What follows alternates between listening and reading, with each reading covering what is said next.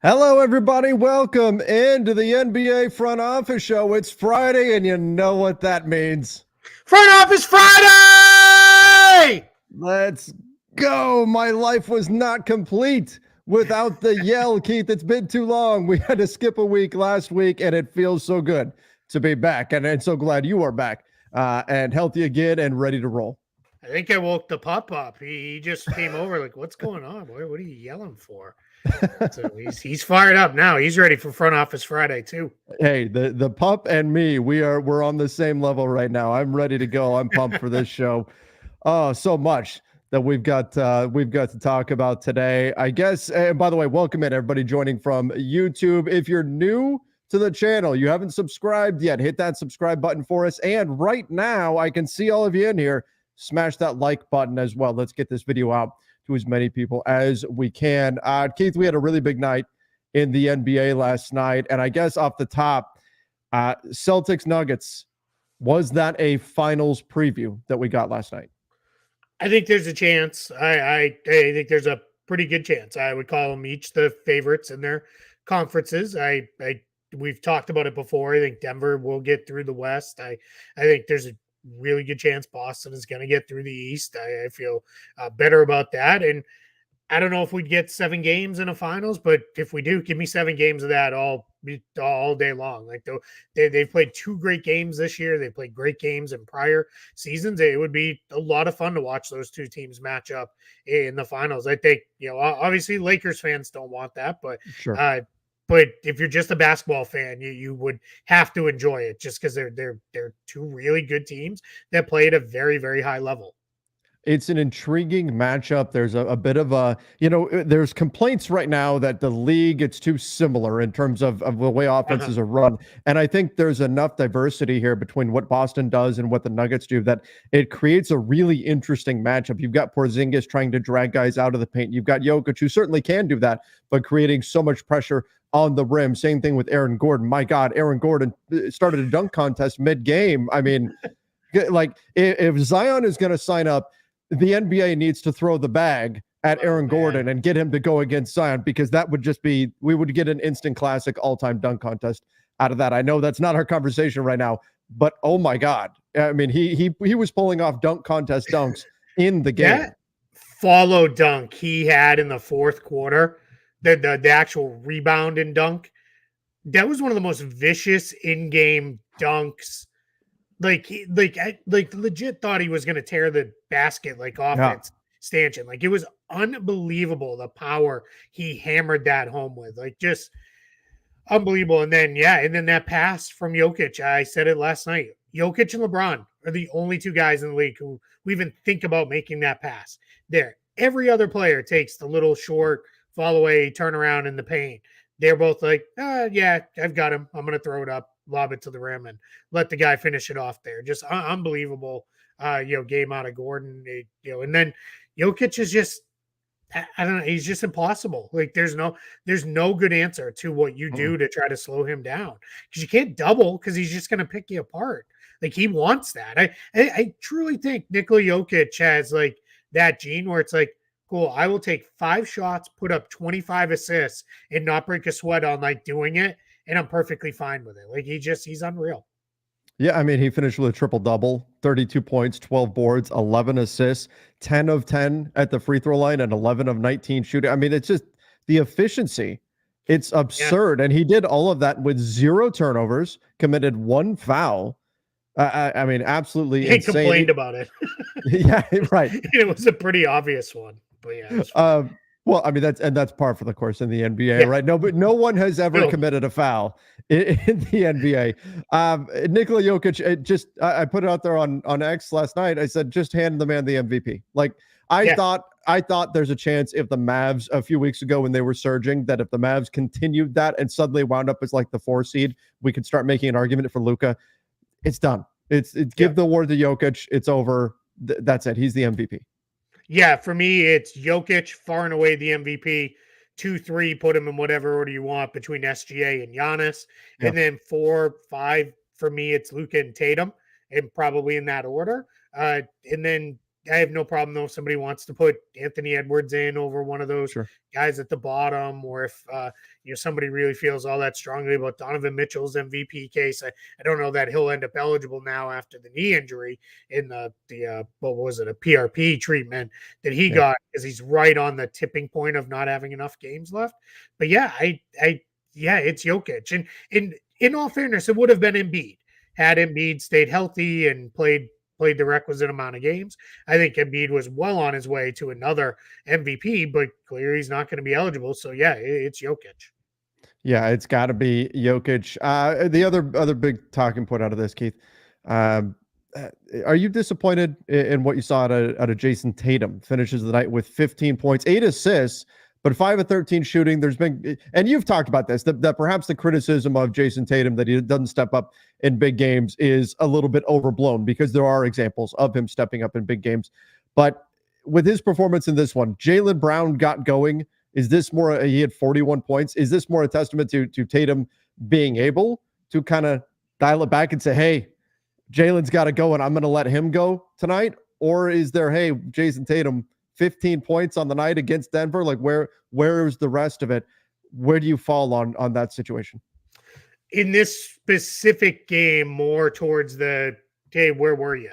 Like what happened in this one? Like you just wasn't as engaged. Like it was a weirdly passive game from him. He has now settled into, which a lot of the best scorers have, especially when they learn how to be playmakers. He lets the game come to him. He doesn't come right out firing out of the gates and taking all the shots and all that stuff. That's Jaylen Brown's role. Jaylen Brown is one of the best first quarter scorers in the league, and that turned into last night. He did it all game long. But then Tatum, usually when Brown goes to the bench, and it happened some point in the first half, Tatum takes over then Tatum is in his groove, and then they kind of co-close the games down the stretch. This one was Brown there the whole time, and then Tatum never really ever got there, never fully got engaged. And the 8 assists are great, don't get me wrong, but the 5 turnovers, a lot of the turnovers were off soft, very weak passes that didn't get to where they wanted to be. And then, of course, all would have been forgiven if he hit that shot in the corner. But when they had a chance to take the lead with under a minute to go, and he didn't. He just didn't make it, and it didn't go in. And here we are. We're now back to having this conversation. I do want to address something in the chat. I said SGA. I said he'd be second or third. Like you pick him or Giannis. I would lean SGA as second, but he's just not Jokic's level. So, I'm there with SGA. It's not like I left him off the list. Like let's not get crazy now. Okay, here's where I get like when we get into the weeds of the MVP voting. Is voter fatigue a thing? Yes, it is. Sure. Right. And so there is that SGA, he's the new hotness, right? He's the shiny new toy. He's the guy that's suddenly bursting onto the scene. And so that's going to create buzz, that's going to create interest. But what I drill it down to, when I've got two teams that have both been fantastic, in the Thunder and the Nuggets, who would I rather have on my team? Who is the better player right now? And SGA is great. He is one of my favorite players in this league. Jokic is the better player. That's not a hot take at all. Jokic is the better player. Like there's no question. So he should be the MVP. Yeah, that's where I'm at too. And it's not like there's a big difference in their teams either. What are the Nuggets? A game back now, I think. They're a half game back of the Thunder, full game back of the Timberwolves, who got a big win with Anthony Edwards. Just holy cow. And I didn't realize, because I wasn't fully watching that game last night, he left the game twice with ankle injuries. 2 times. He had to leave the court, and he just really, absolutely rolled and just played unbelievable. And then that block at the end of the game, just unreal. And they're going to need not necessarily those heroics from him every night, but they're going to need him to be major, big time player here down the stretch, because otherwise they're going to be in a tough spot. So yeah, and I again, let's go back to, we're getting, it's not for the best player, get it, but Jokic is also the most valuable player. Yes. I think he fits all the criteria. I have no problem at all with Jokic winning it. And I do think the voter fatigue, I'm with you, that's 100% a real thing. But I think now they had the 1 year break, like right. Yep. Embiid got it. So I think people are gonna be like, all right, let's go back to it. And that's not a knock on SGA. He's No, been not at amazing. all. There's no shame if you're second to Nikola Jokic in the MVP voting. Like there's no challenge for that. Like or no shame in that. Like I don't know. Like he's been great. His first team guard. Well, I guess we don't have that anymore, but first team All NBA guy for sure, and he's been absolutely amazing. Anthony Edwards, you mentioned he was, that game saving block, or at least I don't know if we can say saving because it would have tied the game had that shot scored. But he's now questionable for the Wolves next game. And remember, they're going to be missing Karl-Anthony Towns. This is some of the big news we talked about on yesterday's show. When will Towns be back? And good news for the Wolves. Sounds like he should be back early in the Western Conference playoffs. That's what they're aiming for. He is going to get surgery on that torn left meniscus. So reevaluated in a month. I'll say it again. Reevaluate does not mean return. Don't expect him back on the floor in a month. But it sounds like the Wolves should get him back for the postseason. That's big. The question is, what version of Towns is it? What percentage is he in terms of the ability to go? That's going to be something worth keeping an eye on. The Wolves certainly need him. Until then, it's going to be on Anthony Edwards, who is now dealing, as we said, with his own issues to sort of hold down the fort until Towns can get back.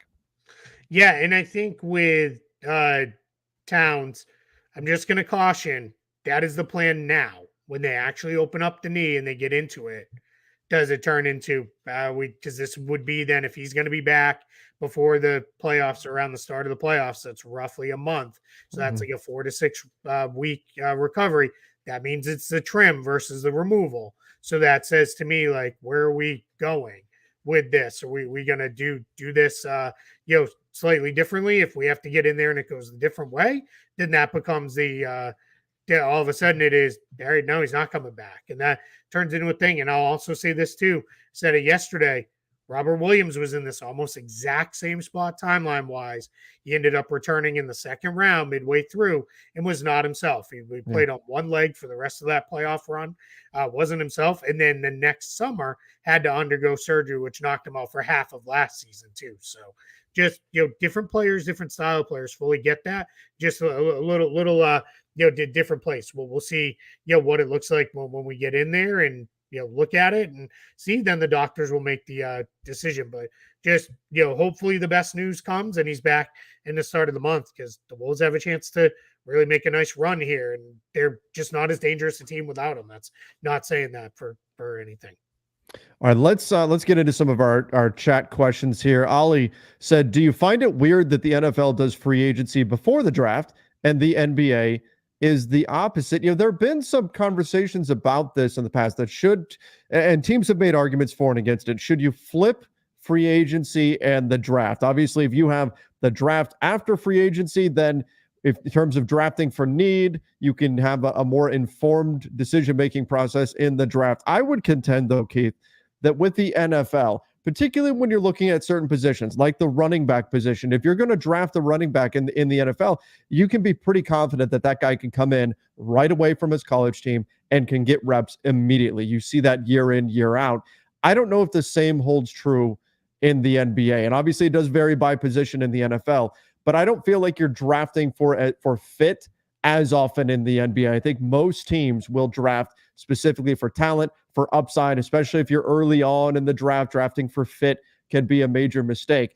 NFL, you can grab guys straight out of college that have spent 4 years in school, are more ready to just go in and plug and play. And so I think it makes more sense with the NFL model for that particular sport. For the NBA, I don't think you're drafting for fit nearly as often anyway. So you might as well have the draft before free agency. I don't think you have to have your roster essentially finalized and then expect your draft pick to be your final piece. Yeah, I agree. And you're absolutely right. There are definitely people who have pushed, big time for let's switch this, let's change it up. Now, there's been a lot of stuff where it is, we're not going to change this, right? This is not going to be a thing, because a lot of people are like, no, we're good. We're happy with it the way it is. So I think, as we kind of really look at this, I just don't think we're gonna see it change. It would involve too many other changes as well to things within the league, because now you're talking about the draft really can't be until at least at a minimum the playoff order. And the NBA doesn't want to do it. We're in the middle of the playoffs. That's the bigger problem, right? The NFL ends now in the beginning of February, but Yeah. ends the beginning of February and then goes away for like 2 months almost before then, or I guess it's about a month and a half before we get into free agency starting. And then they go away again. Free agency is mostly wrapped up for another about month and a half or almost 2 months. Then the draft comes in. With the NBA, it's like season ends, finals end, and within a week, it's draft time. And we do the draft. And then within a few days of the draft, we do free agency and off we go. So you'd have to really restructure the entire league year to do this. Now, I think too in the NFL, very much following this NFL draft because the Patriots have a top 3 pick and they have a new guy in charge. So I'm fairly certain they're not just going to trade back. And next thing we know, they have 13 second round picks and no first rounder. But Right. I think what's really interesting is as you kind of watch this, it feels like we're in a spot when it becomes how do I put it? It's you do draft a lot more for need in the NFL. Like the Patriots need a quarterback. They're in position to pick a good quarterback. They're probably going to do it. When we get into the NBA, rarely it's sometimes a tiebreaker. Like I think honestly last year at number 2, Brandon Miller versus Scoot Henderson, it came down to we have a point guard. So we're going to use it as a tiebreaker because Miller and Henderson are equal for us. We'll take Miller and move on. Now I'm sure the Hornets would tell you now we had Miller way ahead on our draft board, and he was always our number 2. He was their number 1 guy, says. right? Because that's what everybody does. But it's I mean, we had him over Victor Wembanyama, and it's like crazy stuff like that. But yeah, for the most part, you just draft best player available in the NBA, and you figure out all the rest of it from there. Guys, there are over 1,600 of you in here watching the show right now, which is awesome for the middle of the day on a Friday. I hope you guys are spending your lunch break with us, or if you're at your desk and you're working right now, you're doing the little thing where you're hiding your headphone in your hand or whatever. You got your hoodie up, but do some you're on a conference call. Smash that like button for us. Get this video out to as many people as we can, and don't forget to hit that subscribe button as well. The NBA, though, in some ways, copying the NFL plan, now going to a 2-day draft, breaking up the draft into multiple days. I'm curious to see what the second round of the draft looks like. And by the way, let me throw in a quick plug here for the basketball bulletin. I put the link in the chat. We're going to have written draft content coming from our guy Bryce Simon. That's going to be starting up next week. So if you're looking ahead to the NBA draft, you want to find out everything that you need to know, breaking down all the players and everything, Bryce is going to have some stuff over on the basketball bulletin. So guys, click that link over there and subscribe to that. And that's a great way to support the show and Keith and I and our written content as well. Yeah, absolutely. And we're super excited to have Bryce contributing with us. He'll be doing that pretty soon with draft profiles, and he's way more deep into this stuff than either one of us is. So this is going to be great to have him on board providing that. And you guys will see him also come on Front Office Show here from time to time as we get closer into the draft to start talking about some of these players and fits and where some teams may be looking and stuff like that. We're really excited to have Bryce as part of the team here. Yeah, it's going to be absolutely great. In fact, Keith, I just set him up like 40 minutes ago. He's got 2 posts already in the back end of the basketball. I just checked. He's got 2 of them already in the chamber there, ready to go. So I'm excited for those to get going. This is a great draft to do it with because sure. they are. This is a draft where I think people are still very uncertain, right? There's not 5 guys where it's like these are the 5 dudes, and we've been hearing about them for years and years. This is a new kind of situation, so yeah, for sure, I'm excited. NGM said, "What are the ups and downs of the Lakers firing Ham right now?" There's a lot of, I don't know if you saw this, Keith, but at the Lakers game against the Kings, as Jeannie Buss is walking out, fans were chanting "Fire Ham." There's a lot of frustration with Darvin Ham amongst the fan base. I live it every day. I see all the stuff that's going on there. There's a lot of things that frankly are very questionable that have happened with the Lakers this season. But even me, who I firmly believe they need to take a long look at the head coaching spot this summer, I don't see them firing a coach with 2019 games left in the season. It's too deep into the season. I don't see a reason to do that right now. I think you're better off just waiting. As far as the downside of doing that, that's a lot of upheaval, and that's a lot to ask of whoever you're going to hand the reins over to. Hey, last minute, here's the keys, figure it out. That's a very tall task for somebody to come into. So even if you're not thrilled with what's been going on with the head coaching position for the Lakers with Darvin Ham, I don't think it makes sense to make this move now. It's not only it's pretty unheard of in the NBA for a head coach to be removed this late in the season, but it's also putting whoever you think that replacement's going to be in a very, very difficult position. Yeah, without a doubt. I think the challenge is you'd be telling that guy, hey, so in this spot last year, we made a run to the West Finals. Repeat that if you want to have any chance Yeah. of becoming more than the interim guy. Now, I will say with Ham, I think they're in a spot where it is, hey, dude, this is 2 years in a row of being in kind of the same position. This team is better than last year's team. Obviously, last year's team, I think, was still floating around 500 at this point. So what's interesting is this team is just barely ahead of last year's team in terms of win percentage right now. Last year's team finished at like 52%. Right now, this year's team is winning at a 53% clip. Last year's team finished as a 7 seed. This year, a 53% win clip has them at the 10 seed. And that just speaks, I think, to the depth of the West. Yeah, without a doubt. So I think when you're in a spot where it's, if we're being completely honest, the play-in tournament for the Lakers and their expectations it's unacceptable. That's not where they wanted to be, right? They wanted to be a playoff team, like an assured playoff team. So that means top 6. So I think what that puts the pressure on him is you better make another run like this, otherwise we are going to have conversation. Yeah, this summer, and I think there's a chance it'll probably change. And then what becomes interesting is where do you go next, right? Like we always say there's only 30 of these jobs. So it's not like they're going to be like, man, nobody wants the job. right. You'll get it. But you are going to have, if there's established guys out there, they may look at it and say, what's going on with LeBron? Like, yeah, what happens post LeBron? Like, do you want a different coach then? Yeah. And then that becomes like a whole thing. So yeah, I also think too, I've always thought this, I think it's nobody wants to blame the guys that they went and bought a jersey or a t-shirt for and all that stuff, and they wear their name on their back. Sure.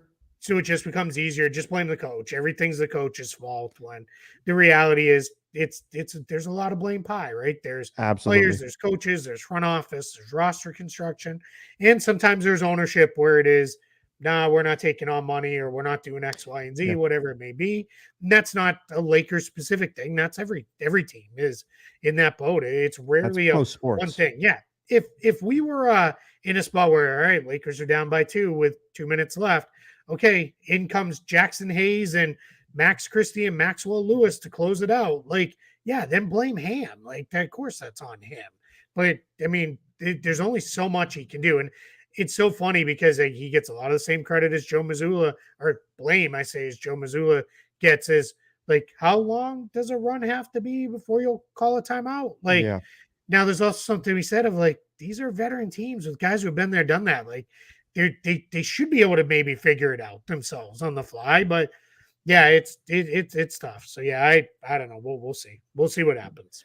Yeah, I think that's going to be, from my understanding, how the rest of the season plays out is going to be very important. Like you said, I think it really comes down to, do you go on a run like you did last year?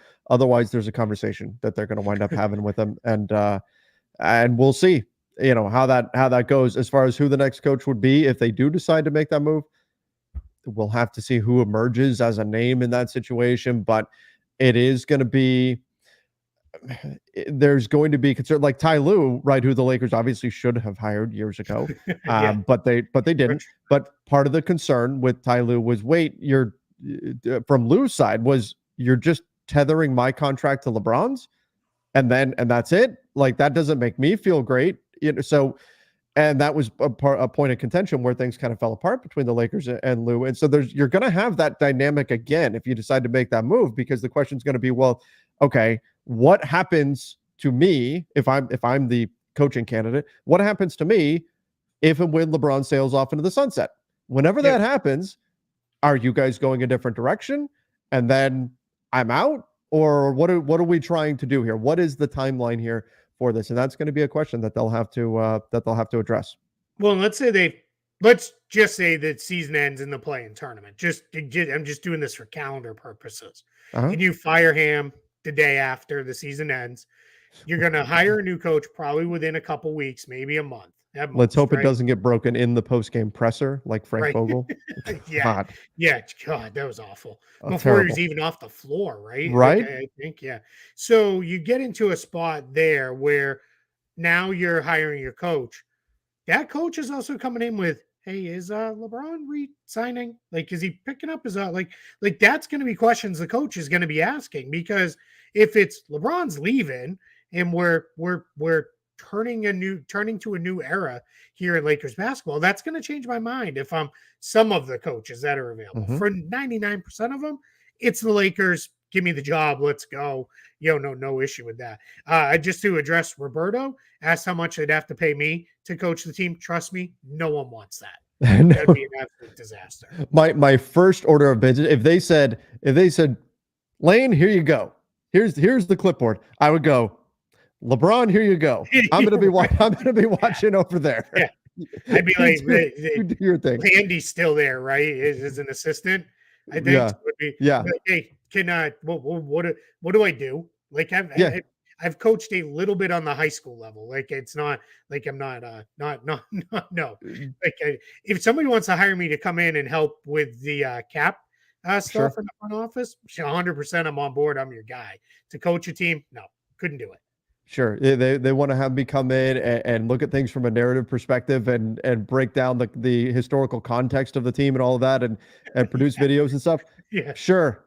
I will absolutely do that. I'll be there. Give me those front row seats and I will happily park my butt right there. But if you're telling me, hey, you've got to go out there and actually coach the team and make all of the decisions, it is a very difficult job. And it's much easier done from the couch than it is actually on the sideline. So I give coaches plenty of respect for that. That said, there have been some very obvious mistakes being made. The Lakers coaching job, I would make them too. Just like I say, I would make a terrible referee. It's a very difficult job, but it's still also very noticeable when mistakes are made. Yep, without a doubt. All right, let's get to this. Slickback said, fellas, Nets media is trying to sell us that we're going to be players for Donovan Mitchell, Brandon Ingram, Trae Young. I don't see it. Have you guys heard anything specific related to the Nets? And Keith, do you think that should be the path for Brooklyn? Should they be out there on a star search? Yeah, I mean, I fully get the idea. Sorry, another fake Trevor Lane, or maybe it's the same fake Trevor Lane, said he got a raise and a bonus. Here's $2. So thanks, Scotty. I think does that mean that I got the head coaching job? Maybe that's it. Yeah. Appreciate it. Give us $2. He gave us $1.99. Hey, where's our other penny? You shorted us. You shorted us. To go back to the real question, yeah, I mean, we know the Nets they're always probably just the market dictates they be engaged on star level guys. Like they're going to do that. The challenge is they don't have cap space this summer, so where are we going? They are clearly trying to set up, I think, for a big run 2 summers from now, not 2024, but 2025. Like that's when they'll be, they're going to have a lot of money comes off the books, including the one right there on the top of the page. Ben Simmons will be off the books by then. It's pretty much you're down to Cam Johnson, Mikal Bridges, and you'll have your rookie guys, and then probably Dorian Finney-Smith picks up that option at that point in his career. So I think it'll be in a spot where they're going to look to gear up for that summer to make their big run. Now, who's available? We'll see. Could be Donovan Mitchell at that point. Could be, Brandon Ingram. We'll see, where that goes. So I don't know. It's a little too early for full-on Nets are making a run at player X, because it's not this summer that they're really going to be making that run. It's going to be a year from now, unless something turns into, hey, we don't really care about cap space in 2025. Let's use that Ben Simmons expiring contract and go get a guy who's already under contract. That's how we do a pre-agency, like a year ahead or something like that. And that's what I think the Nets, the comment is referring to. The idea that Yeah, they're going to be players for Mitchell's, Ingram, Trey Young. It's using that Ben Simmons expiring deal possibly. as the salary matching piece. And then let's say the Nets decide, for whether right or wrong, decide, let's go for it this summer. Let's take this Ben Simmons expiring deal and let's go chase somebody. What assets are you willing to attach to? Because Ben Simmons himself he has value That's as an right. expiring Yeah, contract. That's it. that's the So salary match. that's That's just all the that salary is. match piece. Yeah. So what assets I mean, it could go depends, into a right? deal? Like they've got draft picks, they've got some Houston picks, they've got some Sure. Philly picks coming, so they just don't have their own picks, but they've got other picks that they could use. Not Houston, I think I said Houston picks. I meant to say Phoenix picks coming, and those Phoenix picks are pretty good because They're far they're away. far out after whatever Phoenix is now. They won't be that anymore. So there's stuff they've got to work with for sure. And if you really wanted to and said, hey, we'll do Cam Johnson, we'll do Dorian Finney-Smith, we'll do Cam Thomas in a trade or something like that, Mhm. you could do some stuff there where you could really kind of work it into a spot where it is, hey, you could at least put together a competitive package for a guy like Mitchell, or certainly a guy like Ingram, Trey Young. Trey Young's such an eye of the beholder kind Yeah. of player, but yeah, I mean, if you want to make a run at him too, we covered it earlier this week. He said doesn't want to leave Atlanta. That's where he Yeah. wants to be. So who knows with that one? But yeah, I mean, they can get there. You know, they've definitely got the ability to make a run at some of these guys, whether it's now or we wait a year and kind of go from there. It's making me laugh because, and this is just a spot track thing. We always know whenever anybody's extension eligible, and we've got the little extension eligible tag there on Ben Simmons for next year. I kind of think that's probably not going to happen. I just going to go out on a limb and say that's not going to be a thing. Yeah, I don't think so. I don't Yeah, think so. That may be a hot take, but yeah, I don't think anybody's signing up for more of Ben Simmons. Oh, right. my account the fake me actually did get a raise and a bonus. Well, Hey, congratulations congrats. Good on the stuff. raise and the bonus. It Good was stuff, not fake referenced to Trevor. me getting a head coaching job. Awesome. Congratulations. Yeah, That's that's fantastic. good stuff, man. Go get your money, folks. If you can, go get it. Last thing before we leave the Nets here, what happens with Nick Claxton, who's going to hit free agency this summer? Yeah, he's one of the more interesting free agents, and as the free agent class, clearly he will be a free agent. The Nets have no ability to extend him, and he's an unrestricted free agent.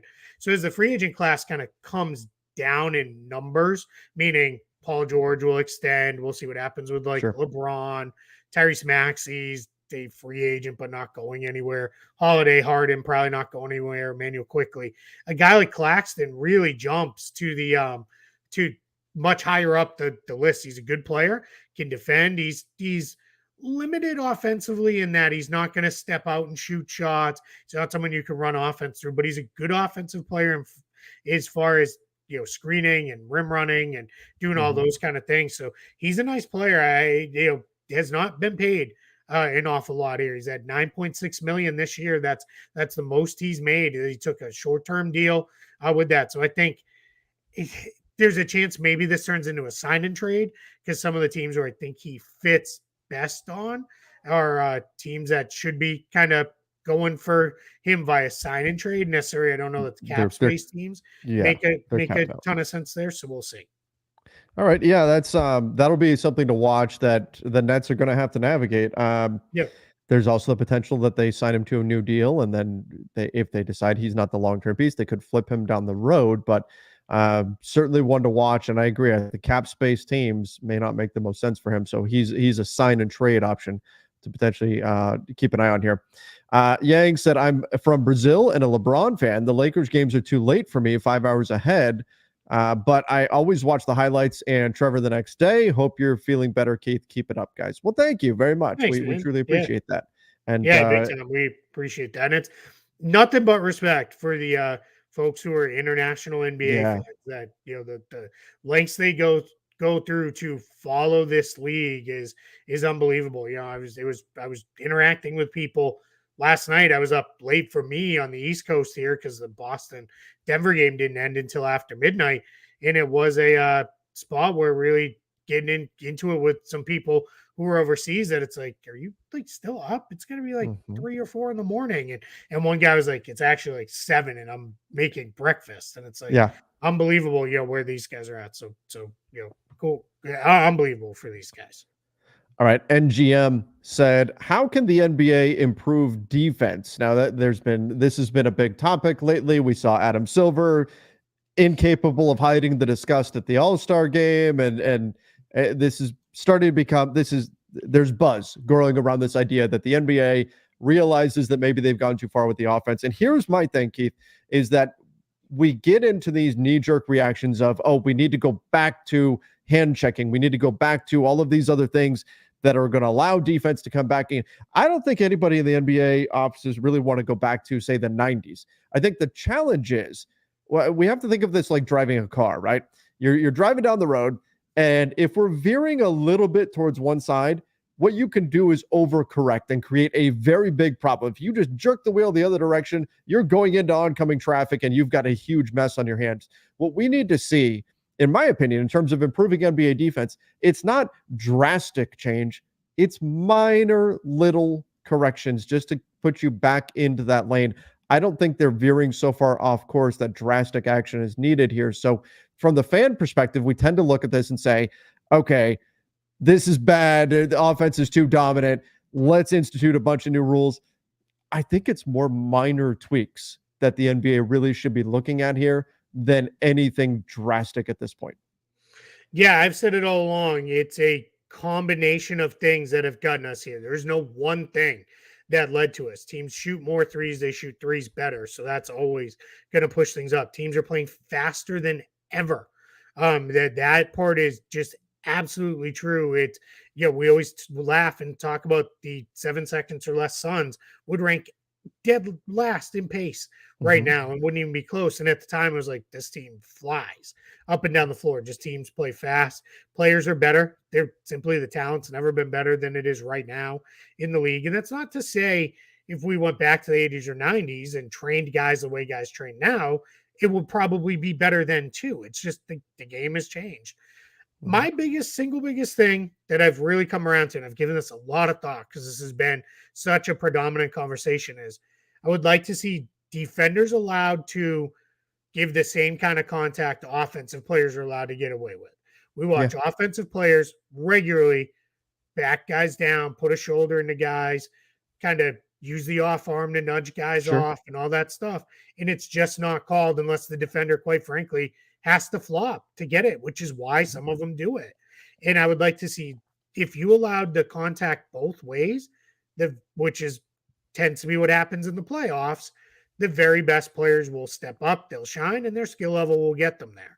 So that's where I think if you just allowed defenses to be a little bit more physical, we get to a place. And there are some signs. We're seeing a shift here. Nobody said anything publicly other than the NBA said we're looking at it.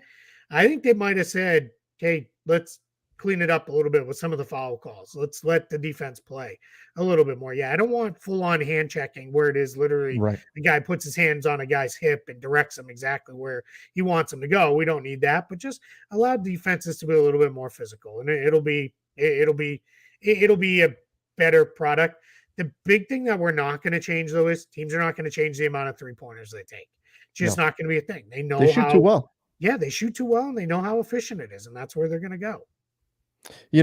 I think of last night's Celtics-Nuggets game. There was a great play by Jokic. It was a breathtaking play. It was a highlight reel play.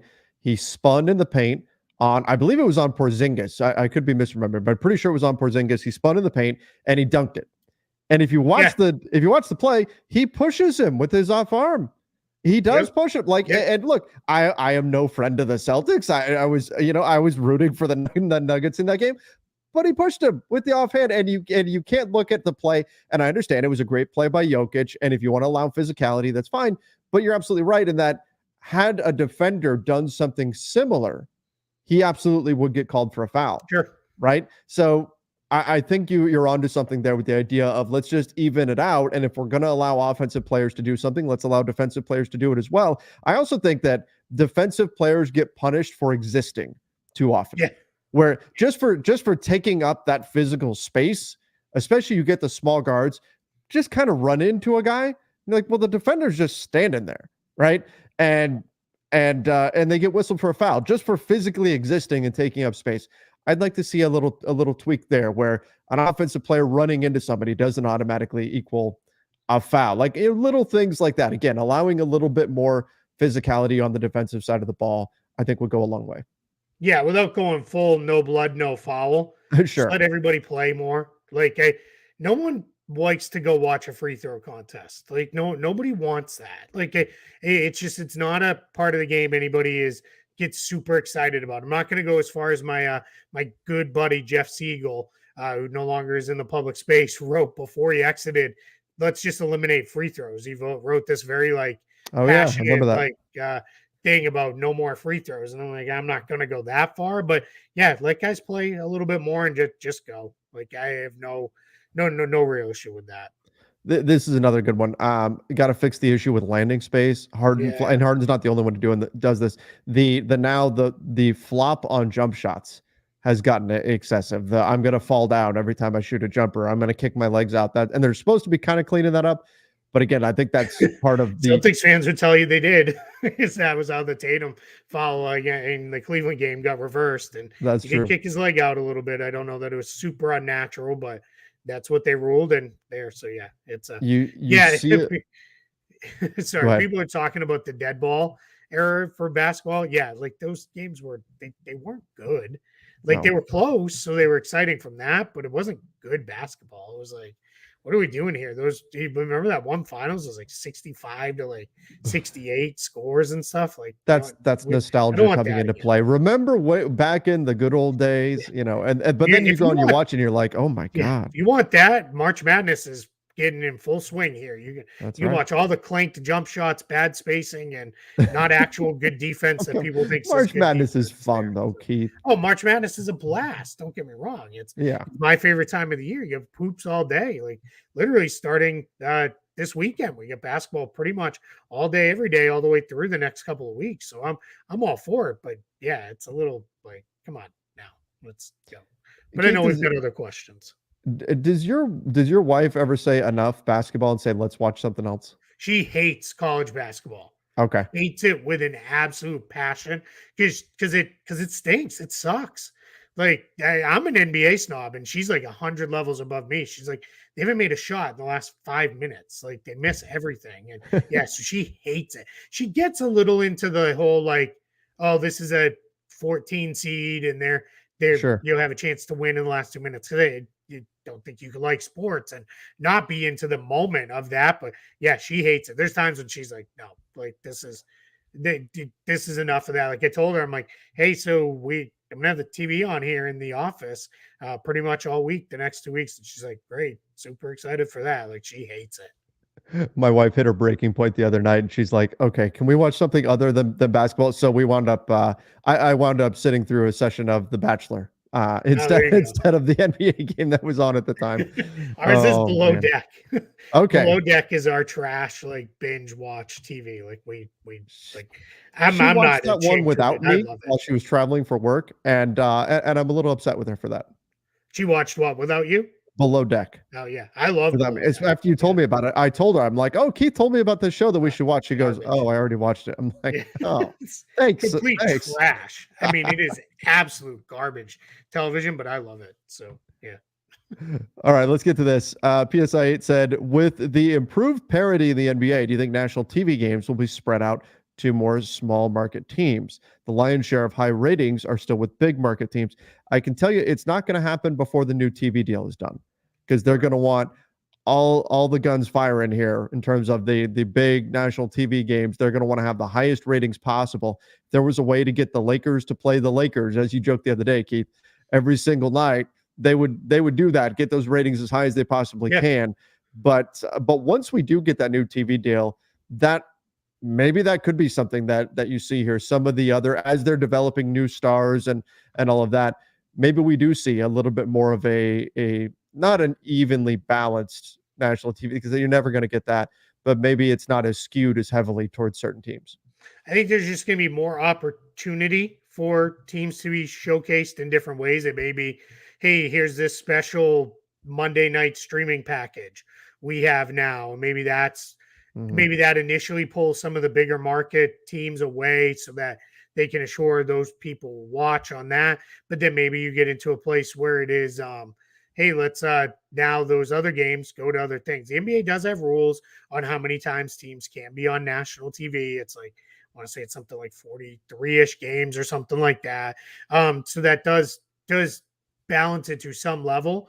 Part of the challenge too is the league is still very East Coast centric, meaning teams that are in the East and Central time zones.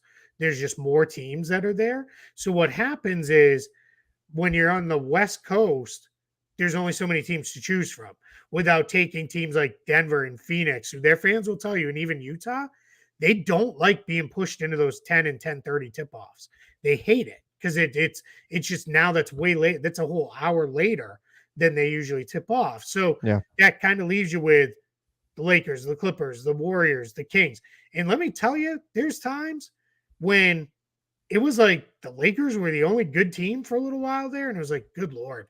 Like, that's like these games were so bad in that Yeah. late night TNT window, late night ESPN window, because the teams were just awful. Or you were ending up with 7 o'clock tips on the East so that the Mavericks or the Spurs, when they were at the height of their powers, could do a 9:30 tip off instead of their 8 or 8:30 tip. So that's your challenge. Yeah, this is perfect example. I mean, look at it. It's still Look at the map. largely there. That's a big chunk of why I think the next two teams, it's going to be Las Vegas and Seattle because it just makes sense. Like they're Yeah. going to be, then you rebalance out the league a Geographically. little bit more. Yeah. And this kind of naturally gets us into another conversation, which I saw people having again. I believe it was over on Real GM or something like that about which team should go east. And I still, when I look at the map, I get people will say, "Well, it's got to be New Orleans or Memphis because they're the easternmost teams." No, it's the Wolves. In my opinion, it's the Wolves because the Wolves have no one near them. They Yeah. only have Eastern teams. They're right there by Milwaukee. They're right by Chicago. They're close enough to Indiana. They have no West teams near them. You look at New Orleans, you look at Memphis, you've got OKC, you have Yep. Dallas, you have You get Houston, you their have whole San division. Antonio. Yeah. Yeah, you've got your own division right there. So to me, it makes the most sense if you're going to redraw this thing east-west that Minnesota is the team that goes east. Yeah, yeah. I mean, it makes sense if it's Memphis or New Orleans, but yeah, if you had two, and reminder, it's just math. If you had two, only one needs to go. If you move Right. two, it now you're unbalanced again. So yeah, I think I don't think I like truly believe whenever the league expands, and it is coming. Adam Silver has as much as said that Mhm. we're going to see complete restructuring of conferences, divisions, how it all works. I don't think we're getting rid of any of it. We'll still have conferences, but I think you're going to see, I mean, the division that is the Thunder, Nuggets, Jazz, Wolves, and Portland is the most thrown together, ridiculous thing. Like, it's just Mhm. silly. I mean, look at Portland on this map, and we're close to anybody Yeah. else. Like, if anything, they should be in a division. The Suns should probably be in that division with the Jazz. Instead of Portland, And Portland should just Portland be should a be, Pacific yeah, Coast division. exactly. But it was just the way it all came together. And I mean, look at the NFL. We still have the NFC East has the Cowboys in it, and that's all Right. because the Cowboys, Eagles, Giants, and Redskins, or God, Redskins, how old am I? Commanders are Commanders, they're let's go. traditional rivals. Right. Yeah. I mean, I should have at least gone to Washington football team, but yeah, what a mess. But yeah. So, I mean, I get it, but yeah, they're going to restructure things quite a bit. I think Yeah. we're full on into a new world with the NBA where you'll see divisions will just look very, very differently. Yeah, and that's I'm okay with that. I'm okay with things shifting. I think it'll Yep. be it's going to have to happen, and I think you can clean this up a little bit and actually make it make more sense with some revision here. To One the thing, question, yeah, sorry, good. the NBA has always done a good job of marketing players over teams. Hmm. So as players emerge, which generally comes as their team emerges, Kevin Durant became a global superstar playing for the Thunder. Yeah. Like it's absolutely possible. Like that's the smallest of small markets in really in professional sports in North America, and it is like he became a absolute superstar. Dwight Howard became a superstar player playing for the Magic.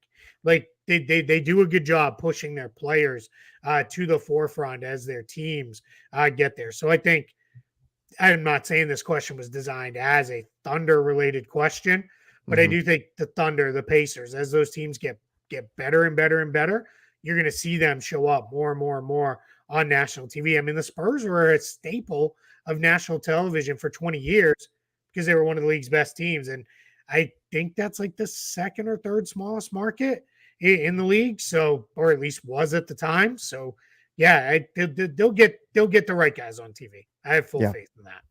agreed. Agreed. Smokey said, Keith, I've been watching Arizona, the best team in the country, and that Caleb Love kid is buckets. Do you know if he will be declaring? I think he's a junior this year.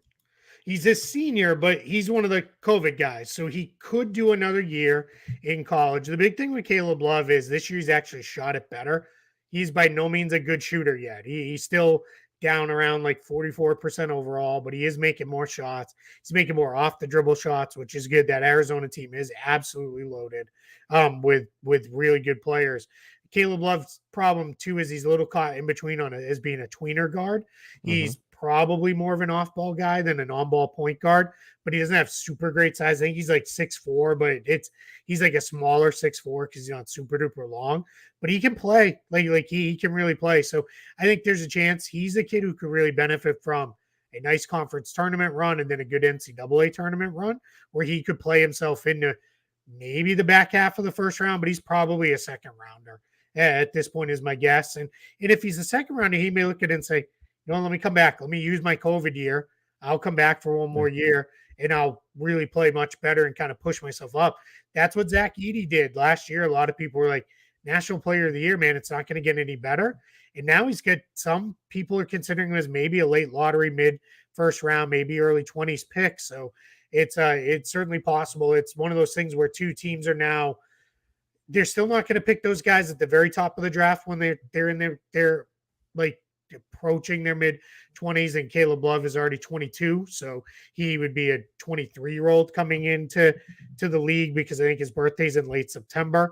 Mhm. But that turns into a spot where now you're coming into the league at 24, but teams aren't as afraid to in the mid to late first round picking older kids. So Yeah. it's going to be a lot dependent on how the rest of his year goes. But he can play, and that Arizona team is really good. They've got a chance to win the national title. I like Creighton. Like that's a team I'm just kind of dialed in on. I've watched a lot of them recently, and I think they can really play. I think they're kind of hitting their stride. UConn's going to be really tough, but we'll do a lot of this probably next week when we Yeah. have a better sense of where things are at. And in 2 weeks, we'll already be in the thick of it with the NCAA tournament. So That's right. It's really coming excited, up man. quick. I do love March Madness. Like it's great. And I said it the other day, but I'll say it here on the live show.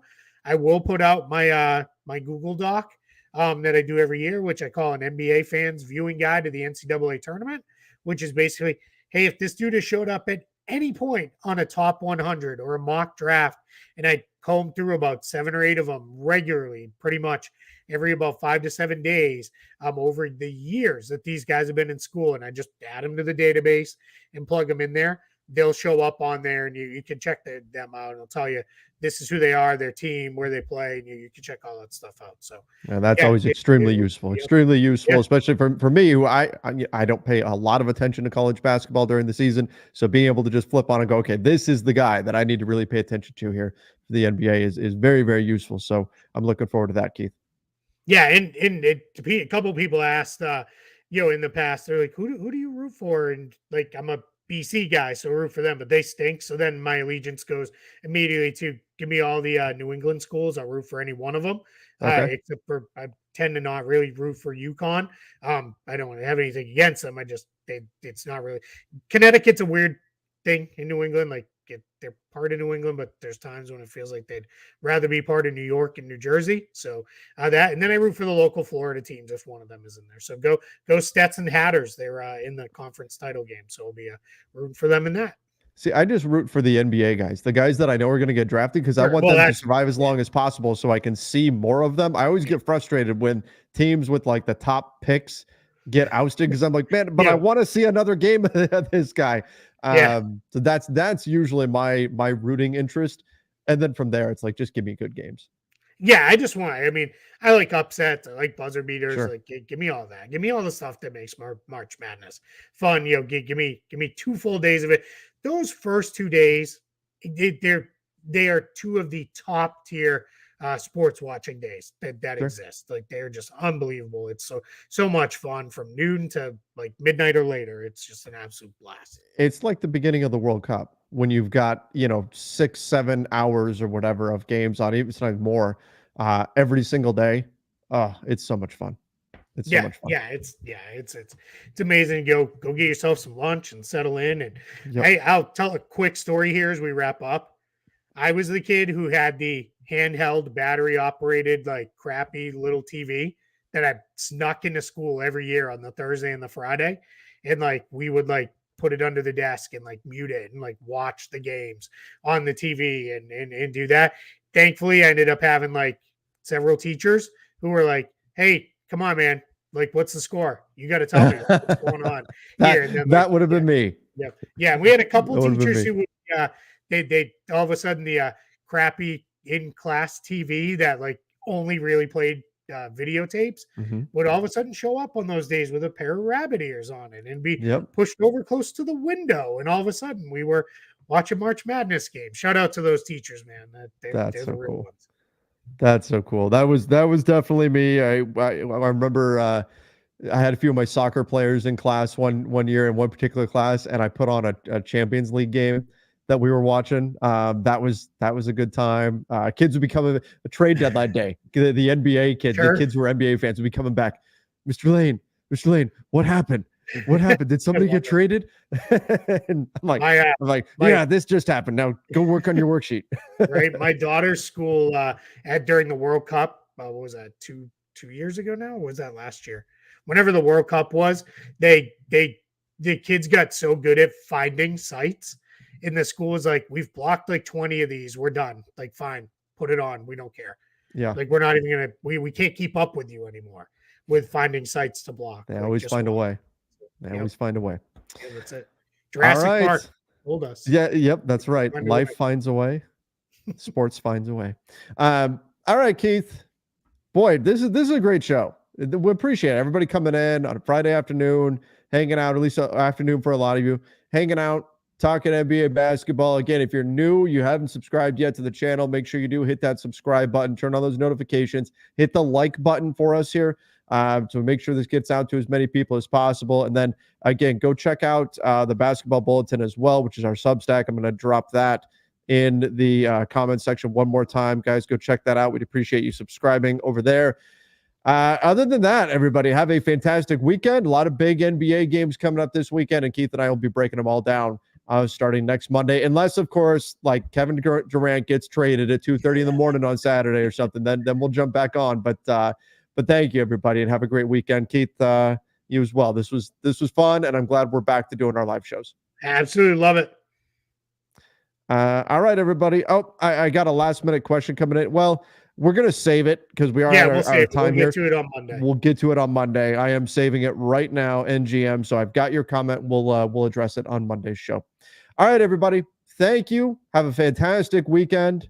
See ya and stay safe.